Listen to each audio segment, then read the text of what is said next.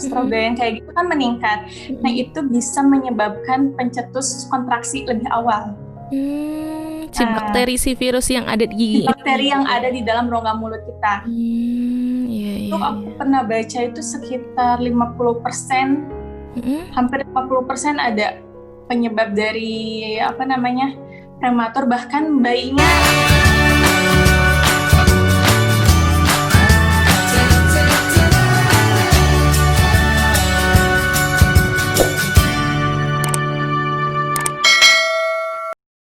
Bismillahirrahmanirrahim. Assalamualaikum warahmatullahi wabarakatuh. Selamat datang di Bilik Umi bersama saya Resni Gusmiati. Alhamdulillah kita di Bilik Umi mau rumpi sehat lagi nih setelah sebelumnya rumpi-rumpi lain kita bahas. Kali ini kita rumpi sehat mengenai sakit gigi pada ibu hamil nih, karena ternyata sakit gigi ini cukup memiliki efek yang berbahaya ya bagi kehamilan. Kali ini saya akan dibantu dan ditemani oleh dokter gigi, yaitu saya bacakan terlebih dahulu ya profilnya. Nama beliau Indah Samsiah DRGMM, kelahiran Bandung 31 Oktober 1995. Kemudian alamat beliau di Kampung Jambu Dipa, Parungkuda, Kabupaten Sukabumi. Pendidikannya beliau menyelesaikan sarjana dan profesi dari tahun 2012 sampai 2019 di Universitas Jenderal Ahmad Yani Kedokteran Gigi. Kemudian mengambil magister tahun 2016 sampai 2019 di Universitas Islam Bandung dengan Fakultas Manajemen, konsentrasinya di manajemen rumah sakit. Saat ini beliau bekerja di Rumah Sakit Islam Ashifa Sukabumi, kemudian Rumah Sakit Bayangkara Sukabumi, dan di Klinik Gigi Halus. Masya Allah ya, masih muda, semangatnya luar biasa sehingga bekerja di berbagai tempat. Oke, selanjutnya kita langsung hubungkan saja kepada Dokter Indah.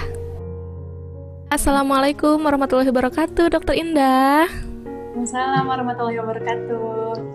Iya, selamat datang nih di Bilik Umi. Kali ini kita mau rumpi sehat mengenai hal yang tentunya berkaitan erat dengan profesi dokter ya, yaitu gigi. Nah, kita kan sering nih dok mendengar gitu ya, hipertensi dalam kehamilan. Nah, kali ini untuk di dunia di dunia dokter gigi gitu, ada nggak sih bahasa atau istilah sakit gigi dalam kehamilan nih dok? Karena sering banget nih pasien yang ngeluh sakit gigi, udah berobat masih sakit lagi kayak gitu nih dok, gimana? Ya, silahkan. Oke, terima kasih pertanyaannya ya. Jadi sakit gigi dalam kehamilan ya? Iya, betul. Sebenarnya sih karena kehamilan itu dia ada beberapa obat dan tindakan yang memang tidak bisa dilakukan saat kehamilan. Jadi memang harus diperhatikan dari mulai sebelum mau program hamil misalnya nih. Baiknya itu kita emang udah istilahnya membersihkan dulu daerah rongga mulut kita. Karena bukan biasanya kan kalau di luaran karena hamil jadi sakit gigi nih, sebenarnya bukan karena gitu, bukan karena gigi, tapi karena memang biasanya di dalam rongga mulutnya udah ada misalnya gigi berlubang, terus ada misalnya karang gigi di rongga mulutnya. Jadi kebersihan rongga mulutnya itu pengaruh yang paling utama. Nah, kalau misalnya dia hamil tapi rongga mulutnya bersih, itu nggak bakalan berefek secara signifikan. Misalnya jadi sakit gigi enggak. Cuman kalau misalnya yang pertama, kalau hamil kan ada morning sick ya teh ya. Ya, jadi, betul. Mual misalnya kan. Mual ya. Terus memang sampai muntah kan beberapa orang.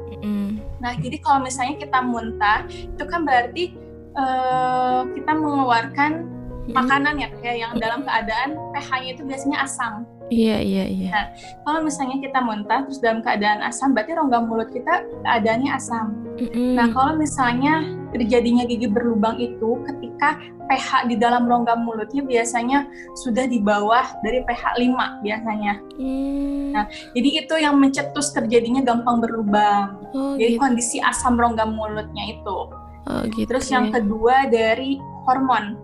Hormon. Kan kalau hamil perubahan hormonnya meningkat ya Teh ya. Iya betul. Estrogen, progesteronnya Iya. meningkat. Nah itu yang menyebabkan gusi kita itu lebih sensitif. Iya, bengkak gitu ya seringnya ya. Bengkak.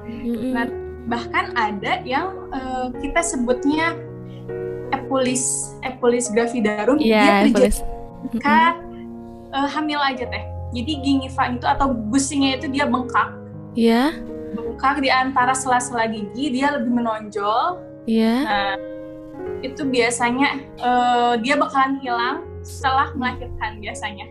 Oh iya, jadi ada berarti ya sama seperti hipertensi gitu, yang preeklamsi itu gitu ya. Kalau ini epulis ya Teh, epulis gravidarum. Berarti memang ada sih ya sebetulnya sumbangsi gitu ya dari kondisi kehamilan ini terhadap sakit gigi, tapi dikembalikan ke kondisi kesehatan gigi mulutnya gitu ya sebelumnya. Oke. Nah kalau seringnya nih dok, ini juga kan pasien tuh sering ngeluhnya, aduh saya sebelumnya nih gara-gara kurang minum akhirnya sakit gigi gitu, atau gara-gara sebelumnya panas dalam, kata orang tua kalau mau sakit gigi biasanya panas dalam dulu gitu. Nah sebetulnya hal-hal ini tuh bisa jadi penyebab nggak sih, penyebab sakit gigi gitu, atau hanya mitos saja gitu? Kalau misalnya pengaruh air putih minum ya Teh ya, itu memang berpengaruh sama kebersihan rongga mulut kita. Contohnya misalnya kalau lagi hamil nih ya, kita muntah nih, nah berarti kan kondisi rongga mulut kita asam. Nah dengan air minum itu kan lebih dinetralin lagi kan ya kondisi rongga mulutnya. Itu harus banget. Misalnya setelah mual muntah itu kita minum air putih, itu penting. Gitu. Berarti terus kalau untuk minum sendiri ada pengaruh gitu ya dok ya? Pengaruh. Tapi dengan air putih aja nggak cukup. Soalnya kan kalau misalnya karang gigi itu kan sisa makanan yang dia mengeras ya. Jadi kalau misalnya karang gigi sisa makanan mengeras itu nggak bisa dibersihkan dengan cara sikat gigi aja. Itu memang harus ke dokter gigi. Tapi kalau sisa makanan yang masih lembek istilahnya ya, yang masih lembut-lembut gitu, kalau kita bilangnya jigong ya kalau pagi-pagi itu bangun tidur ya, itu kan sikat gigi. Jadi nggak cukup dengan air putih aja kan. Nah, terutama sebelum tidur itu harus banget disikat giginya. Jadi air putih itu membantu membersihkan rongga mulut kita, tetapi tidak secara langsung jadi mencegah gigi berlubang, tidak. Jadi membantu aja. Berarti penyebab sakit gigi itu sebetulnya banyak ya dok, tergantung apa dulu nih sakit giginya.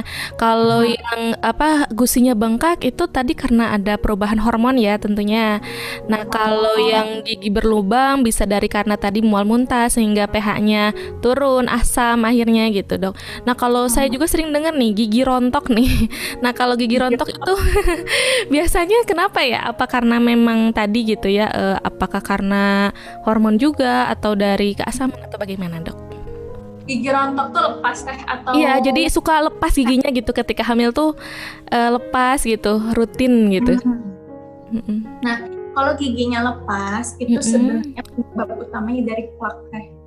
Plak makanan yang selip istilahnya tidak terbersihkan ditambah dengan bakteri yang ada di dalam rongga mulut kita. Seiring berjalannya waktu biasanya dia itu istilahnya pematangan, matang itu 48 jam, itu di dalam rongga mulut kita menjadi keras. Nah, kebentuklah karang gigi. Nah, karang gigi itu lokasinya biasanya di antara gigi sama gusi Teh. Nah, kalau misalnya kadang kita ngaca nih ada gambaran kayak keras warna kuning atau bahkan ada yang sampai coklat atau kehitaman. Nah, itu biasanya karang gigi dia nekan gusi dan dia juga merusak tulang. Nah, kalau misalnya gigi itu kan ditopangnya sama tulang ya. Iya.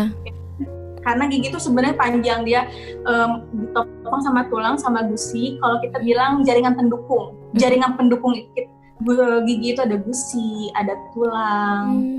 Nah, di situ kalau misalnya ada karang gigi dia terus-menerus menekan. Nah, jadi kerusakan kan di situ tulangnya. Jadi giginya itu nggak ditopang sama tulang, dia ditopangnya sama karang gigi. Nah, saat karang gigi ini bisa lepas. dan gigi juga bakalan tidak tertopang kan, nggak tertopang sama gigi. Makanya dia, dok kenapa ya gigi saya masih bagus tapi dia copot, dia goyang. Nah itu penyebabnya dari karang gigi itu teh. Jadi karang gigi dia menekan, terus ditambah perubahan hormon, ibu hamil perubahan hormonnya tinggi, itu makin terjadinya infeksi di situ lebih tinggi, makanya dia mungkin gampang lepas giginya. Oh gitu ya. Jadi sebenarnya bukan karena hormon. Hormon itu sebagai faktor pendukung, yang paling utamanya itu dari plak gigi. Oh, plak gigi. Kalau misalnya rongga mulut kita, makanya sebelum hamil harus dicek dulu. Itu kalau misalnya rongga mulut kita bersih dari karang gigi, kalau terjadinya perubahan hormon, itu kan perubahan hormon nggak bisa kita hindari ya kalau lagi hamil ya. Iya. Kalau dari karang gigi itu bisa kita cegah gitu. Oke. Berarti tadi bisa jadi hormon tuh dalam rontoknya gigi gitu ya, bisa menjadi faktor pendukung. Nah sekarang dari bakteri plak. Dari bakterinya, berarti harus sering kembali lagi ya, harus sering dirawat gitu. Nah kalau berbicara masalah faktor pendukung ini nih dok, apakah sakit gigi ini menjadi faktor faktor pendukung terjadinya keguguran gitu, atau justru bisa jadi faktor utama? Karena kalau faktor pendukung kenapa? Karena biasanya nih kalau yang sakit gigi gitu ya, mereka kan untuk makan aja susah ya, akhirnya nutrisi tidak terpenuhi sehingga beresiko keguguran. Itu untuk faktor pendukung. Kalau mungkin nggak sih sakit gigi ini bisa menjadi faktor pencetus justru terjadinya keguguran atau prematur? Pernah baca di beberapa literatur bahwa kalau kita bilangnya penyakit periodontal ya, jadi penyakit periodontal itu yang seperti dia karang gigi, yang membuat gusi jadi bengkak, membuat kerusakan tulang pada gigi di situ. Jadi di situ kan berarti jumlah bakterinya ada lumayan banyak ya teh ya. Kalau misalnya rongga mulut kita itu nggak bersih istilahnya ya. Kalau misalnya rongga mulut kita nggak bersih, jumlah bakterinya banyak, itu ada beberapa bakteri yang dia bisa masuk ke dalam pembuluh darah. Itu kan hubungannya dengan plasenta ya teh ya. Kalau misalnya aliran darah gitu kan berhubungan dengan bayi juga kan ya. Nah kalau misalnya terjadinya peningkatan infeksi di dalam rongga mulut kita, berarti peningkatan hormon juga. Itu kan kondisi dari reseptor kimiawi dari prostaglandin, estrogen kayak gitu kan meningkat. Nah itu bisa menyebabkan pencetus kontraksi lebih awal. Si bakteri, si virus yang ada di gigi. Bakteri yang ada di dalam rongga mulut kita. Itu aku pernah baca itu sekitar 50%, hampir 50% ada penyebab dari prematur, bahkan bayinya rendah ya, lahir BBLR ya, lahir rendah. Lahir rendah. Itu penyebab utamanya dari situ sih, karena mungkin nutrisi juga terganggu. Ya, bakteri gitu ya. Jadi bakteri dalam rongga mulut itu mengaruh juga sama kelahiran prematur. Oke, semoga ini menjadi perhatian ya dok ya, perhatian ibu hamil, bapak hamil, atau calon yang mau hamil gitu, hamil atau hamil lagi gitu ya, untuk senantiasa menjaga gitu ya kebersihan giginya. Bukan hanya persiapan pernikahan, parenting dulu ya, parenting, sekolah pranikah ya kan. Sekarang kan lagi hits-hitsnya itu kan sekolah pranikah. Perlu juga membersihkan rongga mulut gitu. Jadi dibersihkan gigi yang lubang, karang giginya dibersihkan. Bahkan ada misalnya sisa akar gigi yang membuat infeksi nantinya itu harus dicabut. Soalnya kan kalau misalnya hamil ada beberapa tindakan yang memang tidak boleh dilakukan. Nah, untuk tindakan nih cabut gigi berarti kan kalau seandainya masalahnya di gigi berlubang nih dok, berarti salah satu solusinya bisa dengan cabut gigi nih dok. Nah baiknya ini ibu hamil bisa nggak sih cabut gigi atau nunggu lahiran apa gimana? Kalau misalnya lagi hamil itu yang poin pentingnya itu teh ya, ketika kita mendiagnosis suatu penyakit, kita perlu untuk pemeriksaan lebih lanjut, contohnya dengan fotoronsen. Fotoronsen itu kan sangat rentan ya untuk ibu hamil. Nah, kalau misalnya kondisi ibu hamilnya itu memang perlu banget di foto ronsen untuk menunjang apakah ini dicabut atau tidak, itu nanti kita diskusikan lagi dengan dokternya. Karena kalau foto ronsen untuk menunjang diagnosis pasien yang ibu hamil ini itu penting. Jadi kalau misalnya nanti ibu hamil ini mau tindakan, makanya perlu sebelum hamil itu kayak foto ronsen kayak gitunya itu bisa kita lakukan sebelumnya gitu kan.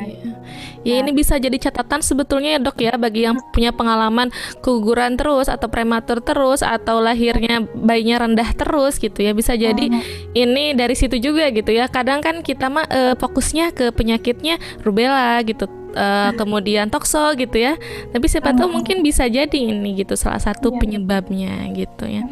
Nah untuk perawatannya nih dok, barangkali dokter ingin memberikan tips kepada ibu hamil gitu, bagaimana cara merawat gigi ketika lupa nih sebelumnya nggak perawatan, jadi saat ini udah terlanjur hamil nih. Terlanjur hamil tidak direncanakan ya. Iya, tiba-tiba belum cek gitu, udah tahu informasi ini, udah lagi hamil tapi sadar diri punya riwayat dengan gigi dan mulut gini. Nah gimana nih dok tipsnya merawatnya supaya terhindar dari resiko-resiko dari sakit gigi ini? Oke. Sebenarnya ini juga untuk yang tidak hamil juga wajib ya. Contohnya sikat gigi ya. Sikat gigi 2 kali sehari, itu pagi setelah sarapan. Nah setelah sarapannya jangan habis sarapan langsung sikat gigi, tunggu 30 menit dulu. Oh tunggu dulu ya. Karena rongga mulut kita kan masih dalam keadaan belum normal ya, jadi kadang dia asam basah gitu kan, jadi kita harus nunggu dia stabil dulu nih rongga mulutnya 30 menit setelah makan. Terus malam sebelum tidur itu wajib sebelum tidur, itu biasanya kan paling males, apalagi kan kalau lagi hamil serba nggak mau ngelakuin apapun kan. Iya sih, biasanya kalau udah hamil besar nih ya, kalau udah terlanjur tidur gitu kan, untuk bangun lagi perlu energi ekstra gitu. Ya, itu wajib sikat gigi 2 kali sehari. Terus cara sikat giginya juga harus diperhatikan, jangan hanya sengok udah beres gitu kan. Cara sikat giginya harus diperhatikan. Terus yang kedua, selain sikat gigi boleh ditambah dengan obat kumur. Ya, kadang kalau misalnya ibu hamil udah keburu sakit gigi nih, kadang dengan cara misalnya kumur dengan air garam atau obat kumur yang khusus obat kumur, tapi jangan yang ada kandungan alkoholnya ya. Itu bisa membantu mengurangi jumlah bakterinya juga. Terus kita juga cara sikat giginya, setelah sikat gigi itu pakai benang gigi. Biasanya kan kadang di sela-sela gigi itu tidak terbersihkan sama sikat gigi, jadi kita perlu bantuan dari benang gigi. Jangan pakai tusuk gigi. Nah kalau benang gigi ini direkomendasikan nggak dok untuk yang gusinya bengkak atau nggak apa-apa? Gusinya bengkak, sebenarnya kalau bengkak sih udah disentuh aja kadang sakit ya.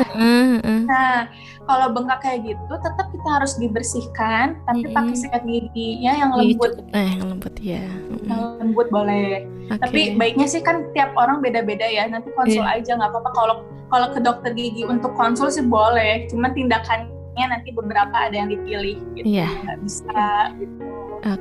Terus habis sikat gigi, obat kumur, terus pakai benang gigi ya. Apalagi ya, minum air putih sama makanan yang sehat-sehat, sayuran, buah-buahan. Terus kalau misalnya ngemil agak dikurangin ya dok ya. Ngemil dikurangin. Biasanya terus, nih ibu hamil di usia kehamilan trimester 2 itu senengnya ngemil gitu kan. Karena udah enak gak mual muntah. Berarti kalau yang punya riwayat bermasalah berarti harus diperhatikan ya ngemilnya. Paling kalau ngemil di satu waktu teh. Misalnya kita udah punya waktu nih jam 10 ya. Jam 10 misalnya ngemil, jam 3 kita ngemil. Nah, di waktu itu ngemil aja, bener-bener ngemil. Udah habis beres ngemilnya, udah dari waktu ke waktu makan tuh jangan sedikit-sedikit ngemil. Jadi satu waktu kita punya waktu jam ngemil juga. Soalnya biar rongga mulut kita nggak dalam kondisi asam terus-menerus. Iya.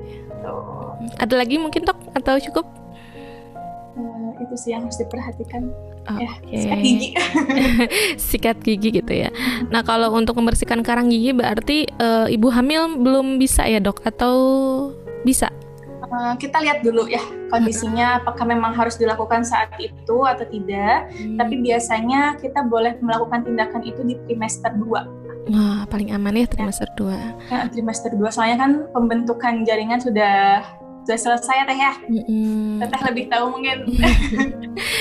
Iya. Ya udah selesai ya trimester 2 ya. Biasanya memang di trimester awal sih yang rentan itu ya, karena prosesnya ya, proses pembentukan itu banyaknya di trimester awal. Oke, Dok. Terima kasih banyak ya. Tidak terlalu disarankan sih Teh ya trimester 3. Iya. Kita lebih menyarankannya di trimester 2.